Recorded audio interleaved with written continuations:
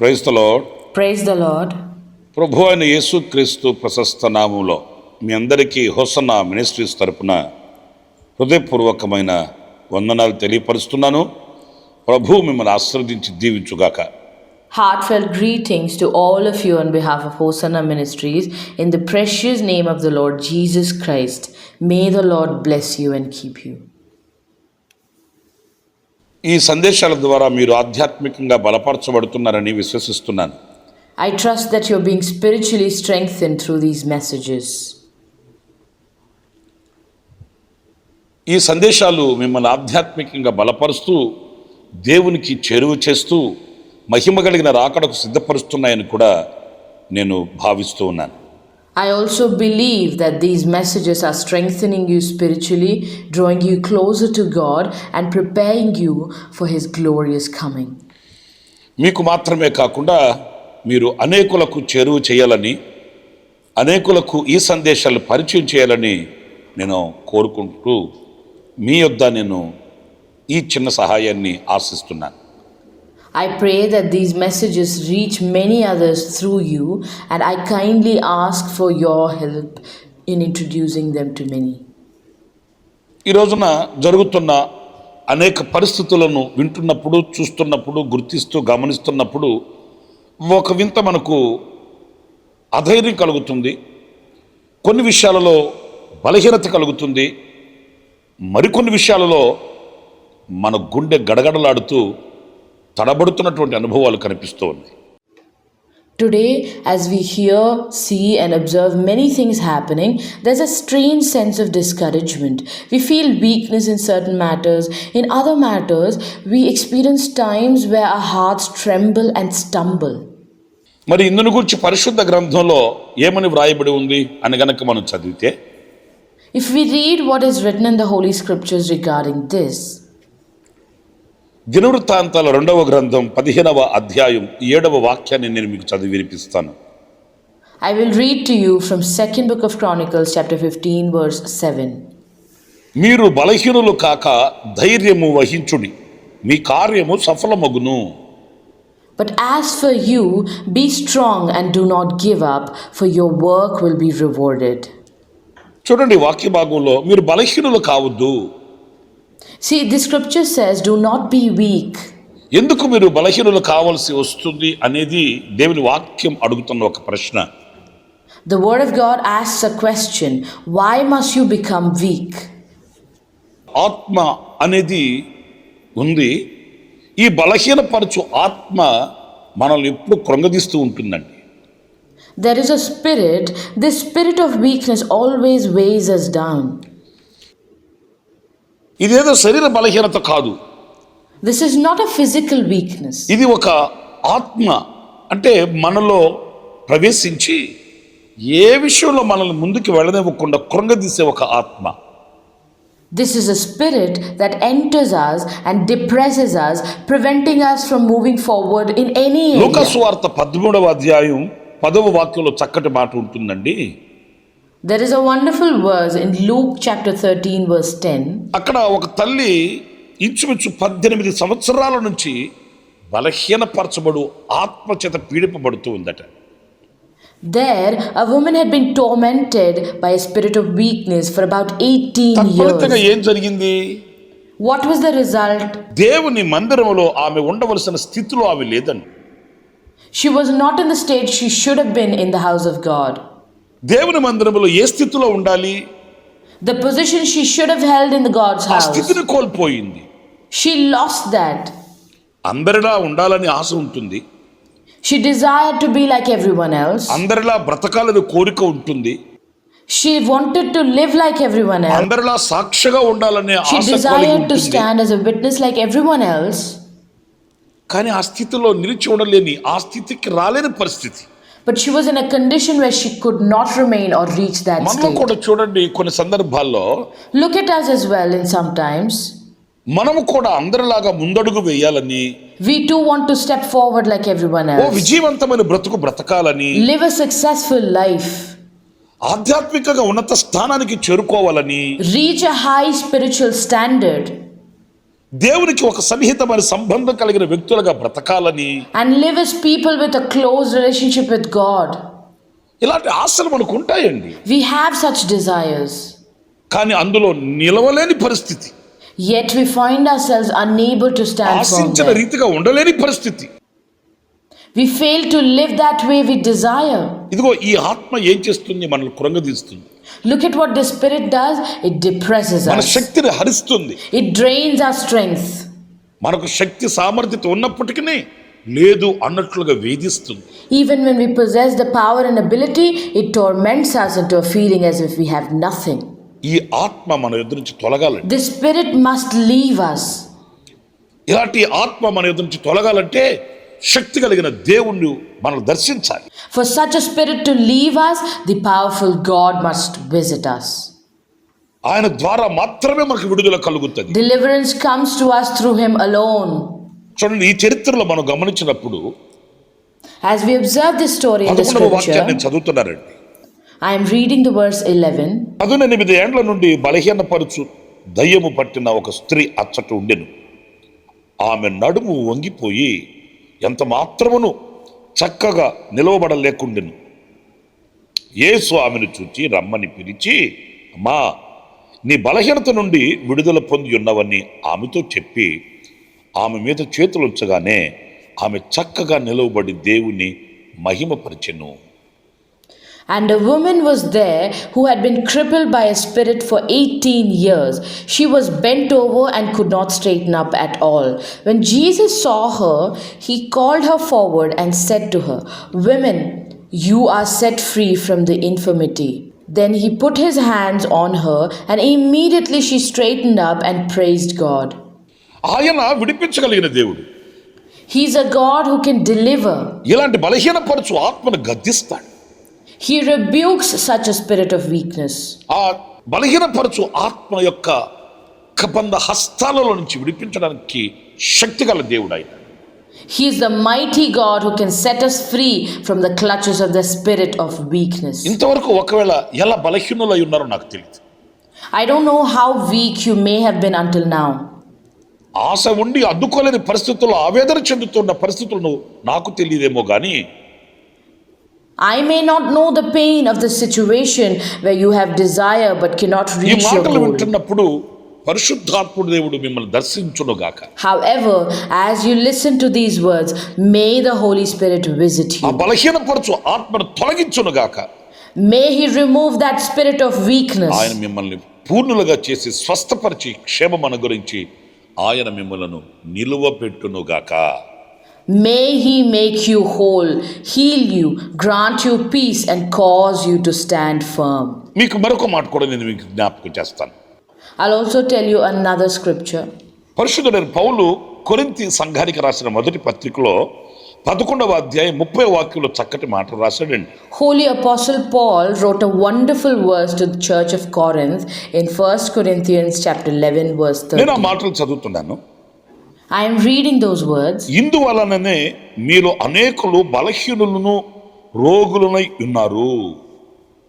That is why many among you are weak and sick.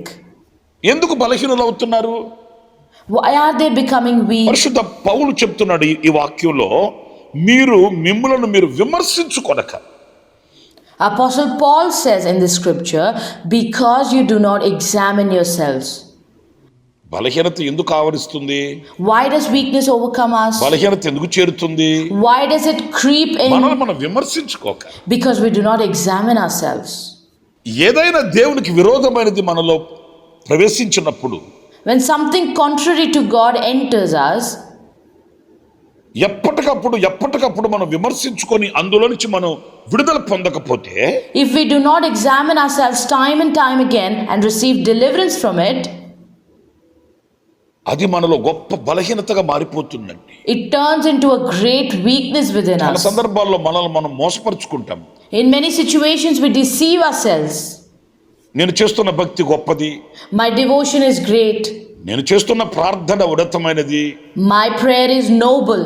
భక్తి పారవస్యంలో నేను మునిగి తేలాడుతున్నాను. I am immersed in spiritual bliss. భక్తిలో పెద్ద పీట మీద నేను నిల్చున్నాను, I hold a high position in faith. ఇలాంటి అనేక అవివేకమైన ఆలోచనలు మనల్ని మోసపరుస్తూ ఉంటాయి. Such foolish thoughts deceive us. ఎప్పుడైతే మనల్ని మనం విమర్శించుకుంటామో, Whenever we examine ourselves మనల్ని మనం సరిచూసుకోగలుగుతామో, and correct ourselves, ఆనాడు మనం బలహీనులు కాము, బలవంతులు కాగలుగుతాం. we will not be weak, we will become strong.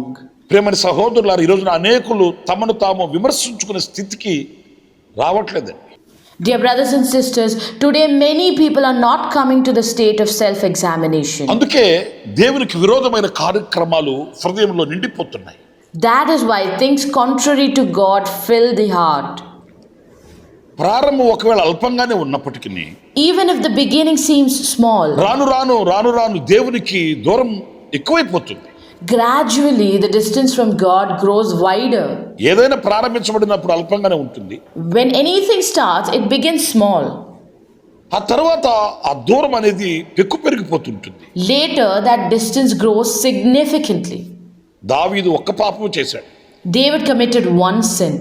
ఎన్నిసార్లు ఆయన పశ్చాత్తాపతుడవుతాడు, How many times did he repent? ఎన్ని మార్లు ఆయన చేసిన అపరాధమును బట్టి, దోషమును బట్టి క్షమించి, రక్షించి, తప్పించి, కడిగి పవిత్రపరచమని వేడుకుంటాడో.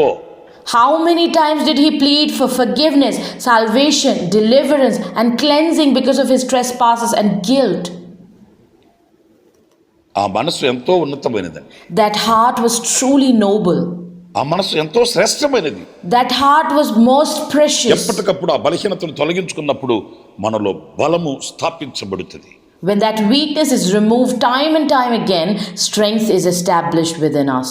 చూడండి, ఒకసారి దావీదు అబ్షాలోము చేత తరమబడుతున్నాడు. Look at David once. He was being chased by Absalom. అరణ్యములో అల్లాడిపోతున్నాడు. He was struggling in the wilderness. ఆనాడు అబ్షాలోముకి అహితోపేలు అనే అతను ఒక ఆలోచన చెప్తున్నాడు. At that time, a man named Ahithophel gave counsel to Absalom. నీ తండ్రి దావీదు అలసిపోయి ఉన్నాడు, Your father David is weary అతడు బలహీనపరచబడిపోయి ఉన్నాడు, and is weakened. గనుక నీవు ఆజ్ఞ ఇస్తే 12,000 మందిని నేను ఏర్పరచుకొని తీసుకుని వెళ్ళి దావీదుని మీద పడి అతను బంధించి తీసుకుని వస్తాను అని ఆలోచన చెప్తున్నాడు. So if you give the command, I will select 12,000 men, go fall upon David and bring him bound, he said. ప్రియులారా, చూడండి, ఈ మాట నమ్మశక్యంగా లేదు. Dear ones, look, this statement seems hard to believe. దావీదు అలసిపోయి ఉన్నాడు, బలహీనమైపోయి ఉన్నాడు అంటున్నాడు. He says David is weary and weak. బలహీనమైన వారిని పట్టుకోవడానికి 12,000 మంది కావాలంటండి. Would someone need 12,000 men to capture a weak person? అప్పుడే మనకు అర్థమైపోతుంది కదా అతడు ఎంత బలాఢ్యుడై ఉన్నాడనేది. Doesn't that immediately show us how powerful David truly was? ప్రియమైన దేవుని బిడ్డలారా, లోకపు దృష్టి కూడా ఇలాగే ఉంటుంది. శ్రమ కలిగినప్పుడు, శోధన కలిగినప్పుడు, ఇబ్బందులు, కష్టాలు, నష్టాలు, వ్యాధులు, వ్యధలు, బాధలు వచ్చినప్పుడు వీళ్ళు కృంగిపోతారు అనేది లోకపు దృష్టి. Dear children of God, world's perspective is the same. When trials, temptations, troubles, losses, sickness, distresses, and afflictions come, they think believers will collapse. కానీ ప్రభువుని ఎరిగిన వ్యక్తిలో ఇలా కలగదండి. But this does not happen to a person who knows the Lord. ప్రభు మీద ఆధారపడిన వ్యక్తి బలహీనమై ఉండడండి. A person who relies on the Lord will not remain weak. ప్రభువును స్తుతించే వ్యక్తి ఎప్పుడు కూడా శక్తిహీనుడు కాడండి. A person who praises the Lord will never be powerless. ప్రియులారా, చూడండి, అతడు బలహీనమైపోయి ఉన్నాడు, అలసిపోయి ఉన్నాడు. నువ్వు ఆజ్ఞ ఇస్తే 12,000 మందిని తీసుకుని వెళ్ళి అతని మీద పడుతారని చెప్తున్నాడు. మరి అబ్షాలోము ఆలోచించట్లేదు. Dear ones, see, he said David was weakened and weary, and that if he commanded, he would take 12,000 men and fall upon him. Yet Absalom did not think it through. తర్వాత హూషై అనే అతను అబ్షాలోము చెప్తున్నాడు. Later, a man named Hushai spoke to Absalom. ఈ అహితోపేలు చెప్పిన మాట గతంలో ఒకవేళ నీకు అది వాస్తవమై ఉండొచ్చేమో, కానీ ఇప్పుడు మాత్రం తప్పు. What Ahithophel said might have been true in the past, but right now it is wrong. నీ తండ్రి అలసటను ఉండేవాడు కాదు. శ్రమలు, శోధనలు, ఇబ్బందులు, కష్టాలు, నష్టాలు కలిగినప్పుడు కృంగిపోయేవాడు కాదు.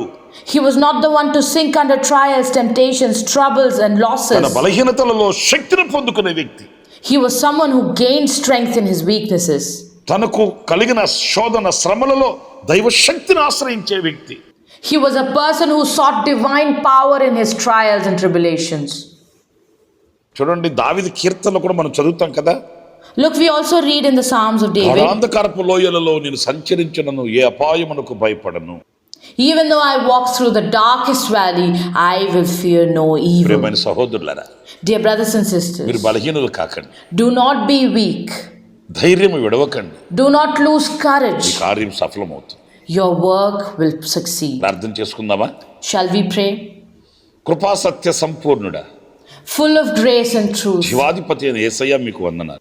Jesus, our living Lord, we praise మీరు you. బలహీనులు కాక ధైర్యం వహించుడి, మీ కార్యము సఫలమనుకునని మీ లేఖనాలలో వ్రాసిన సత్యాన్ని ధ్యానిస్తూ వచ్చాం. We have meditated on the truth written in your scriptures. Be strong and do not give up, for your work will be rewarded. ఏ విషయంలో మేము బలహీనులము కాక, That we may not become weak in any area, ఎప్పటికప్పుడు మేము మీ యొద్ద శక్తిని పొందుకుంటూ, but continuously receive power from you. ఇదిగో ఈ బలహీనపరచు ఆత్మ యొద్ద నుంచి మేము దూరపరచబడిన వారమై, Separated from the battle of the spirit of మమ్మల్ని weakness. బలపరిచే మీ ఆత్మను పొందుకోవడానికి సహాయం చేయమని వేడుకుంటున్నాను. We pray that you strengthen us and help us receive your Holy Spirit. మీరు ఆనాడు చెప్పిన మాట, You spoke these words back then. నేను వెళ్ళి తండ్రిని వేడుకొని పరిశుద్ధాత్మను పంపుతాను, అతడు మీతోనూ మీలోను ఉండి అతడు మిమ్మల్ని నడిపిస్తాడు, శక్తిని అనుగ్రహిస్తాడు అని మీరు చెప్పారు నాయన. I will go and pray to the Father, and He will send the Holy Spirit. He will be with you and in you, guiding you and granting you the power, you said, Father. గనుక ఈ పరిశుద్ధాత్మను మేము పొందుకొని ధైర్యాన్ని పొందుకోవడానికి సహాయం చేయమని వేడుకుంటున్నాను. Therefore, Lord, we pray that we may receive this Holy Spirit and gain courage. మమ్మల్ని మేము విమర్శించుకోవడానికి సహాయం చేయమని I వేడుకుంటున్నాను. ask for help to examine ourselves. మమ్మల్ని మేము విమర్శించుకునే మంచి వివేకమైన మనసును ప్రసాదించమని I వేడుకుంటున్నాను. ask you to grant us a wise heart to examine ourselves. దావీదు వలె Like David, బలహీనతలలో నీ శక్తిని we పొందుకోవడానికి, may gain strength in our weaknesses, శ్రమలలో నీ ప్రభావాన్ని పొందుకోవడానికి, and we may gain power in our trials. ఎప్పుడు మేము మాంద్యులము కాకుండా ఆసక్తి కలిగిన వారమై నిలిచి ఉండడానికి Never growing sluggish, but remaining steadfast with zeal. మీ కృపా మహదైశ్వర్యాన్ని మాకు మీరు అనుగ్రహించమని Grant us your abundant grace. యేసు నామములో ప్రార్థించి వేడుకొనుచున్నాను In తండ్రి. Jesus' name we pray and ask, Father. Amen. Amen. ప్రభు మిమ్మల్ని దీవించి ఆశీర్వదించుగాక. ఆమేన్. May the Lord bless you and keep you. Amen. For daily Word of Grace messages and for more spiritual messages, please subscribe to our YouTube channel, Pastor Ramesh, Hosanna Ministries.